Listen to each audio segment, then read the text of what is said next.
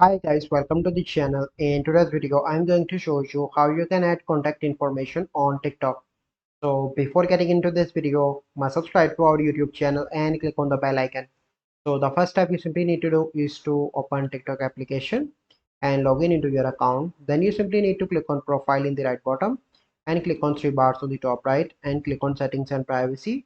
Here you need to click on accounts and then you simply need to click on account information.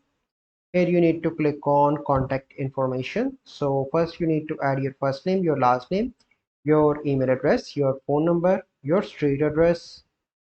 Here you need to add your unit, apartment suite, your country, your province, your city, your zip code, and click on save changes. So this is the process. I hope you find this video helpful. If you find this video helpful, must like this video, subscribe to our YouTube channel for future videos. We'll see you in the next video. Thank you. Have a good day.